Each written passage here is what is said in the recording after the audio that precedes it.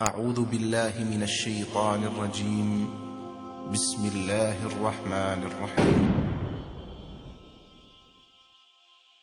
اللہ تعالیٰ نے ابراہیم علیہ السلام کو جو دو بیٹے دیے تھے، اسحاق اور اسماعیل علیہ السلام مکہ میں آباد ہوئے اور اسحاق علیہ السلام فلسطین میں، بیت المقدس پھر بعد میں آباد ہوا، شام میں، ارض شام۔ تو آگے پھر اسحاق علیہ السلام کی اولاد میں پیغمبر پیدا ہوئے ہیں، یعقوب علیہ السلام جن کا نام تھا اسرائیل لقب۔ پھر ان کے بیٹے تھے یوسف علیہ السلام جو مصر میں تھے، واقعہ بتائیں، مصر چلے گئے تھے، بادشاہ بن گئے تھے۔ پھر آگے مصر میں ہوتے ہوتے ہوتے ہوتے بنی اسرائیل پر فرعون غالب آ گیا۔ مصر کے بادشاہ کو فرعون کہا جاتا تھا، جو بھی ہوتا تھا بادشاہ، اس لیے بہت سارے فرعون گزرے ہیں، لیکن قرآن نے جس کا واقعہ بیان کیا یہ وہ فرعون تھا جو بنی اسرائیل کو جس نے غلام بنا لیا تھا اور بہت طاقتور بادشاہ تھا۔ یہ چونکہ یہ واقعہ جب تک پیغمبروں کا پورا سلسلہ معلوم نہیں ہوگا نا تو بات سمجھ میں نہیں آئے گی۔ تو بنی اسرائیل کو پھر فرعون سے نجات ملی، صحیح ہے۔ پھر اللہ نے بنی اسرائیل سے کہا کہ اللہ نے فرعون کو تو خود غرق کر دیا، اب تمہارے پاس ایک حکومت آئی ہے، ریاست آئی ہے، اللہ کی کتاب بھی آ گئی، اب تم جہاد کرو، اب تم اپنے پرانے وطن جاؤ۔ وہاں قوم عمالقہ کا قبضہ ہو گیا ہے، جہاں سے یعقوب علیہ السلام کو نکالا گیا تھا نا، بیت المقدس۔ ادخلوا الارض المقدسۃ التی کتب اللہ لکم، ارض مقدس، جیسے اللہ نے مسلمانوں کا مرکز مکہ کو بنایا، ایسے اللہ نے بنی اسرائیل کا مرکز بیت المقدس کو بنایا تھا کہ پیغمبروں کا جائے وطن بیت المقدس ہے، مصر نہیں ہے۔ یہاں تو کسی ایک وجہ سے آ گئے تھے، اب اس علاقے پہ قبضہ کرو اور بیت المقدس کو آزاد کراؤ، وہاں تمہاری خلافت قائم ہوگی، پھر وہاں سے پوری دنیا میں جہاد ہوگا، کیونکہ دین برحق اس وقت وہی تھا۔ اس لیے بیت المقدس کی بڑی فضیلت ہے، ہزاروں پیغمبر دفن ہیں وہاں پہ۔ جتنے قرآن میں واقعات بیان ہوئے ہیں نا، 99% واقعات وہیں ہوئے ہیں، شام میں۔ حضرت مریم کا بچے کی ولادت، عیسیٰ علیہ السلام کی تقریر، پھر موسیٰ علیہ السلام، زکریا علیہ السلام کا محراب میں کھڑے ہو کر اللہ سے اولاد کی دعائیں مانگنا، یہ سارے ادھر ہی ہوئے ہیں واقعات۔ یہ تاریخی واقعات ہیں، جو لوگ جاتے ہیں، اب تو بیت المقدس جا نہیں سکتے، بڑی زبردست جگہ ہے، اگر اللہ کسی کو توفیق دے تو وہ جائے ضرور، ان جگہوں کی زیارتیں کرے۔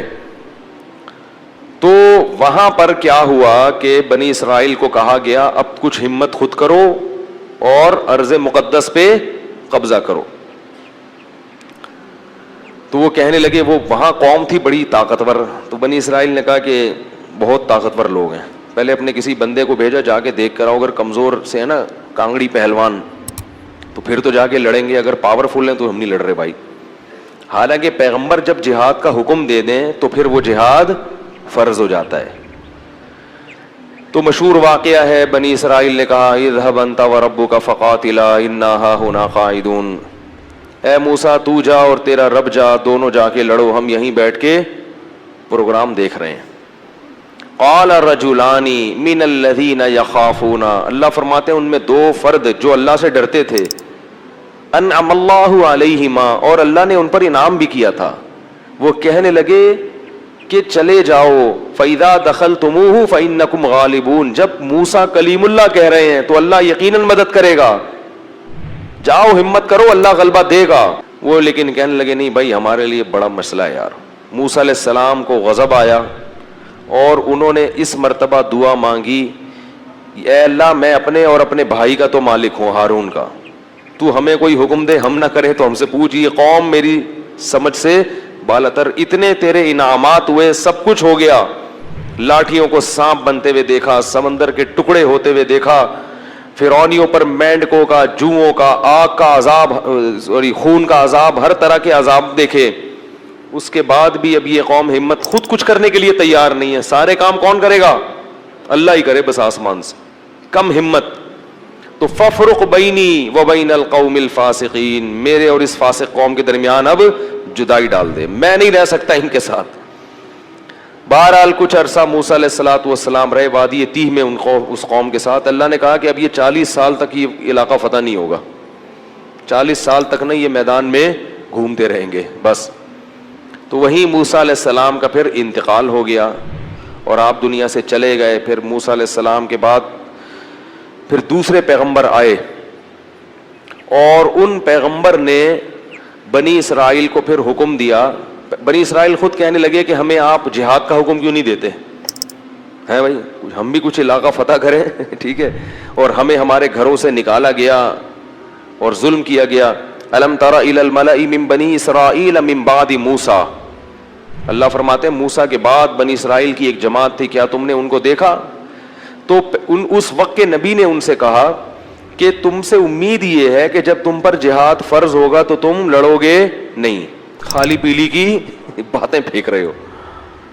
بہت سے لوگ باتوں میں بڑے فنٹر ہوتے ہیں نا, جب کام آئے تو اس لیے اللہ سے عافیت ہی مانگنی چاہیے بھائی. تو انہوں نے کہا نہیں ہم لڑیں گے. تو پھر جب ان پر جہاد فرض ہو گیا, نبی نے اللہ نے ایک انہی میں سے کسی ایک کو کمانڈر بنایا جس کا نام تھا طالوت. طالوت کو کمانڈر بنایا تو وہ کہنے لگے کہ اب چونکہ لڑنا نہیں تھا نا, بہانے تراشنے لگے, تو کہنے لگے یہ والا کمانڈر ہمیں قبول نہیں ہے, جہاد کے لیے تو ہم تیار ہیں مگر یہ والا کمانڈر نہیں چلے گا کیونکہ یہ غریب ہے.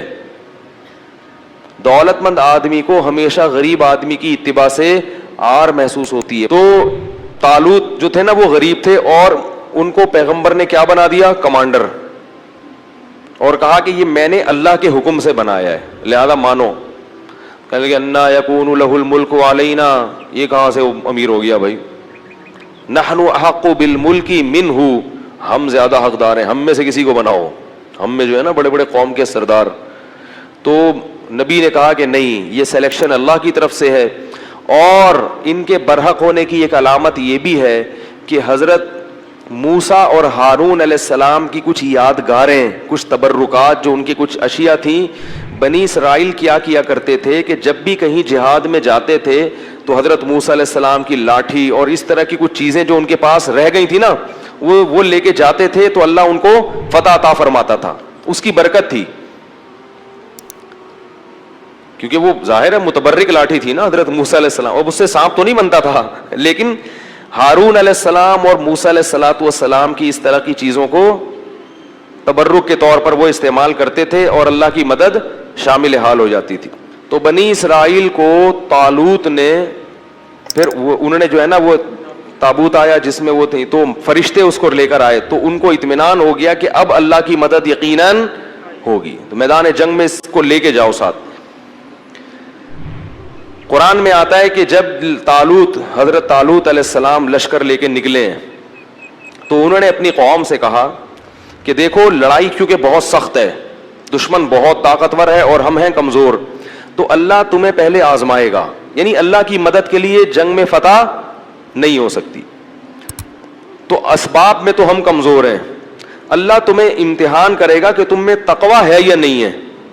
اس امتحان میں کامیاب ہو گئے تو جو کامیاب ہوں گے ان کو تو فتح ملے گی, اور جو اس امتحان میں کامیاب نہیں ہوئے وہ کیا کھائیں گے؟ شکست کھا کے بھاگ جائیں گے, وہ لڑنے کی طاقت نہیں رہے گی. اور وہ امتحان یہ ہے کہ تمہیں پیاس لگے گی مگر نہر میں سے کسی نے پانی, بولو بھائی, نہیں پینا. پیاس لگے گی, یہ پیاس بعد میں ختم ہو جائے گی, مگر اس وقت اللہ نے امتحان لیا ہے کہ ایک آدھ چلو پینے کی اجازت ہے, پیٹ بھر کے پانی پینے کی اجازت نہیں ہے. اس میں کامیاب ہو گئے تو لڑنے کی طاقت بھی اللہ دے دے گا تمہیں.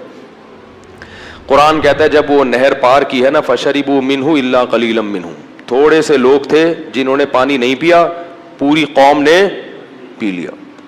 اتنی اللہ نے نشانیاں دکھائیں, سب کچھ کیا, مگر پھر بھی کیا کر رہے ہیں؟ پیٹ بھر بھر کے کہہ رہے ہیں دیکھا جائے گا یار, دیکھا جائے گا یار.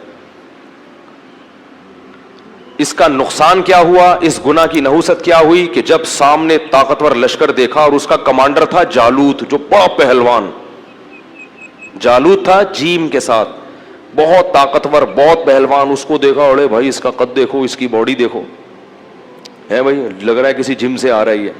اور یہ لوگ دیکھو اتنا بڑا لشکر. تو جنہوں نے پانی پیا تھا نا وہ کہنے لگے لا طاقت لنا اليوم بجالوت وجنودی, آج ہمارے پاس طاقت نہیں ہے جالوت اور اس کے لشکر سے لڑنے کی, یہ نہیں ہو سکتا بھائی. اس سے پتہ چلتا ہے گناہ کرنے سے ہمتیں پست ہو جاتی ہیں. اللہ کی نافرمانی کرنے سے کیا ہوتا ہے؟ ہمتیں پست, کچھ بھی نہیں کر سکتے دنیا میں. اللہ کے لیے کچھ نہیں کر سکتے. پھر لا طاقت اليوم بجالوت وجنودی قال الذين يظنون انهم ملاقو اللہ. اللہ فرماتے وہ لوگ جن کو اللہ سے ملاقات کی امید تھی کہ ایک دن اللہ کے سامنے کھڑے ہوں گے, اس کا ہمیں بدلہ مل جائے گا, وہ کہنے لگے کہ کم من فئۃ قلیلۃ, دیکھو کتنی ہی بار ایسا ہوا ہے کہ ایک چھوٹی سی جماعت کو اللہ نے بڑی جماعت پر غلبہ دیا ہے. ہمت کرو, کیونکہ پیغمبر کے حکم پہ آئے ہیں ہم. خود سے جب آئیں گے تو دو رائے ہو سکتی ہے نا کہ بھئی صحیح کیا غلط کیا. اب تو اللہ کہہ رہا ہے تو غلط ہو ہی نہیں سکتا, اور اللہ نے ہمیں شکست دینے کے لیے تھوڑی بلایا ہے, تو اللہ غلبہ دے گا. تو اب جب لڑائی شروع ہوئی ہے تو اتنی زبردست انہوں نے دشمن نے حملہ کیا کہ قرآن کہتا ہے کہ یہ جو تھوڑے سے لوگ میدان جنگ میں ڈٹے نا, ان کو اندازہ ہو گیا کہ ہمارے قدم یہاں ٹھہر نہیں سکتے, ہم نہیں ٹھہر سکتے. تو اب اللہ سے دعا مانگ رہے ہیں, ربنا افرغ علینا صبرا وثبت اقدامنا وانصرنا علی القوم الکافرین. کیسے عجیب الفاظ ہیں, اے اللہ ہم پر صبر کو انڈیل دے.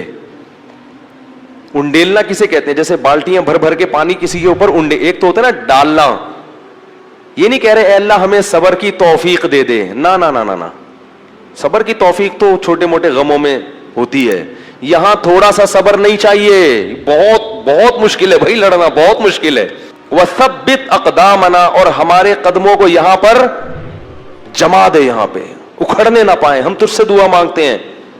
وانصرنا علی القوم الکافرین, اور ان کافروں پر ہمیں ہماری مدد کر. کیسا منظر ہوگا, اور اللہ کو اس طرح سے لڑنے والوں پر کتنا پیار آتا ہوگا. اس لیے یاد رکھو جہاد کی بہت بڑی فضیلت ہے اسلام میں. جہاد معمولی عبادت, جو بھی اپنے ملک کے لیے, اپنے دین اور مذہب کے لیے, اسلام کے لیے لڑتے ہیں, ملک کے لیے لڑنا اسلام ہی کے لیے لڑنا ہے. تو وہ کیا کہنے لگے, اے اللہ تو ہمیں قدم یہاں پہ جما دے اور ہم پہ صبر کو انڈیل دے. اللہ کی مدد آئی, وہ تھوڑے سے, کیونکہ اللہ نے اپنے دین کو باقی رکھنا ہے, یہ بھی ختم ہو جاتے ہیں تو بنی اسرائیل تو گئی. ایک قوم کو اللہ نے ہدایت دی تھی, وہ بھی ختم, تو پوری دنیا تو گمراہ تھی. تو اللہ کام ایمان والوں ہی سے لیتے ہیں. بنی اسرائیل تھے بڑے نالائق, مگر تھے تو ایمان والے تو وہی تھے نا. تو بھائی جیسے مرضی ہیں, اللہ کیا کر رہے ہیں کہ بھائی اب ایمان والے تو یہی ہے نا, اب کافروں سے تھوڑی لوں گا کام, تو جیسے مرضی نالائق ہیں انہی میں سے نیک لوگ پیدا کروں گا.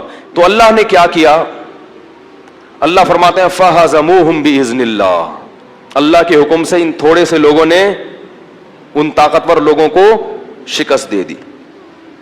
جب شکست دی ہے تو انہی بنی اسرائیل میں ایک شخص تھے جن کا نام تھا داؤد, جو کمانڈر نہیں تھے اور نہ نبی تھے, ایک امتی کی حیثیت سے وہ میدان جنگ میں لڑ رہے تھے. وہ بھی ان تھوڑے سے لوگوں میں تھے. نہ صرف یہ کہ ان تھوڑے سے لوگوں میں, بلکہ ان تھوڑوں میں بھی جو انتہائی درجے کی بہادری دکھانے والے تھے ان میں سے تھے. انہوں نے ہدف بنایا تھا جالوت کو, جو سب سے زیادہ طاقتور تھا. یہ بڑی بات ہوتی ہے نا. دیکھو اس زمانے کے دیندار لوگ کیسے ہوتے تھے یار. آج چھپکلی سے ڈرتے ہیں دیندار لوگ. آج دیندار آدمی کو چلانے کے لیے یہاں سے وہاں تک بولو نا, انڈا موڑ چلے جاؤ تو اس کا سانس پھولتا ہے. کہتے ہیں ایکچولی میں اتنا نیک آدمی ہوں کہ میں تیز چل نہیں سکتا. داؤد علیہ السلام تو بڑے پیغمبر تھے اس وقت, نہیں پہلے تو عام امتیوں کی طرح تھے. تو قرآن کہتا ہے داؤد علیہ السلام نے داؤد نے کس کو ہدف بنایا؟ جالوت کو. اتنی سخت لڑائی ہے اور میں کس کو ہدف بناتا ہوں؟ جالوت کو. ان کو قتل کروں گا. وقتل داؤد جالوت, اور داؤد علیہ السلام جالوت کو قتل کرنے میں کامیاب ہو گئے. لہذا فتح میں, جیسے کھلاڑیوں میں کھیل جب ہوتا ہے نا تو ایک مین آف دی میچ ہوتا ہے کہ بھئی یہ ہے جس نے جتوایا ہے میچ. تو وہ جنگ جتوانے میں سب سے بڑا کردار کس کا تھا؟ داؤد کا. اللہ فرماتے ہیں آتاہ اللہ الحکمہ, اللہ نے آپ کو نبوت عطا کر دی. کیا عطا کر دی؟ نبوت. اور اس کے بعد سے کمانڈ کس کے پاس آ گئی؟ کیونکہ لڑنے کے لیے، کمانڈ کے لیے صرف نیک ہونا کافی نہیں ہے، جنگ کا تجربہ ہونا، بہادری ہونا، یہ بھی بہت زیادہ ضروری ہے. لوگ کیا کہتے ہیں کہ کمانڈر بناؤ صرف نیک آدمی، نیک ہونا کافی نہیں ہے. ہمیشہ ایسے کو کام اس کے ذمہ سونپا جاتا ہے جو اس کام کا اہل بھی ہوتا ہے. تو اللہ تعالیٰ فرماتے ہیں ان کو کمانڈر بنا دیا گیا، اور اللہ نے ان کو کیا عطا کر دی؟ حکومت اور نبوت. نبی بھی بن گئے اور کمانڈر بھی بن گئے. اب بیت المقدس پہ قبضہ ہو گیا، اور داؤد علیہ السلام کی بنی اسرائیل کے ذریعے فلسطین میں کیا قائم ہو گئی؟ خلافت، بنی اسرائیل کی خلافت.